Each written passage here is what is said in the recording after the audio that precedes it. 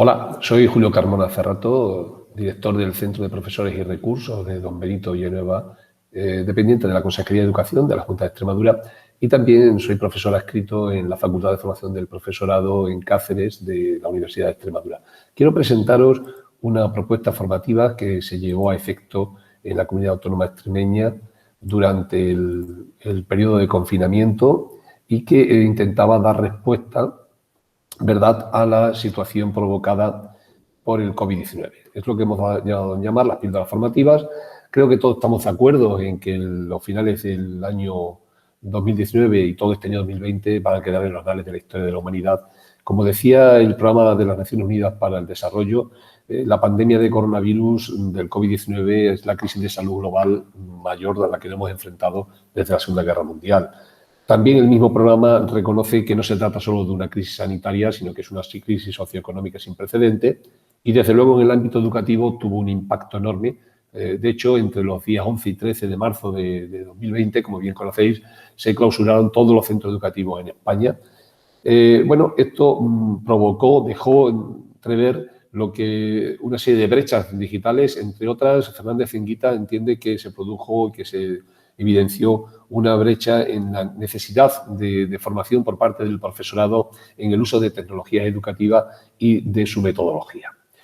Ante esta situación, dice UNICEF España que las distintas comunidades autónomas, las consejerías de educación, respondieron con distintas fórmulas de formación, distintas fórmulas alternativas. Bueno, en concreto en Extremadura lo que se llevó a efecto fue lo que hemos denominado píldoras formativas,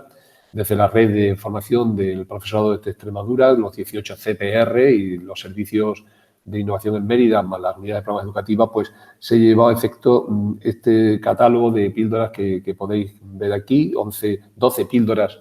formativas que fueron destinadas al profesorado, a los docentes en activo de los centros sostenidos con fondos públicos de la Comunidad Autónoma de Extremadura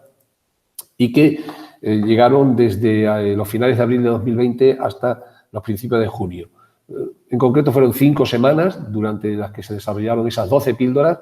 y a las que se pudieron adscribir el profesorado extremeño. El formato, como no puede ser de otra forma, en situación de confinamiento, era en formato online, con 3 videoconferencias. Las 2 primeras de ellas, de hora y media, desarrollaron los contenidos y la última fue para resolver las dudas que se podían haber planteado. Entre esas píldoras había un día de asueto, digamos, y para conseguir la certificación era una exigencia la normativa legal de que se pudiera asistir o que se asistiera al 85% de la actividad formativa y, además, que se mostrara por parte de los participantes una evidencia, es decir, que se le presentara a los ponentes una evidencia de alguna actividad propuesta por los propios ponentes y evaluada también por ellos, donde se viniera a demostrar la cualificación obtenida por los participantes. Los datos nos arrojan que hubo más de 13.000 inscripciones, lo cual refleja bien la respuesta positiva por parte del profesorado extremeño,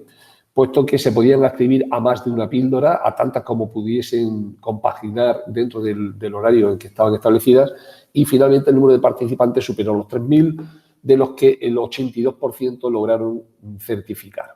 En esas certificaciones queda acreditado que el mayor número de ellas corresponden a un crédito, es decir, a 2 píldoras, puesto que cada píldora tenía 0,5 créditos, y luego había también números ya similares, aunque bastante inferiores, en los que participaron entre 3 y 5 píldoras.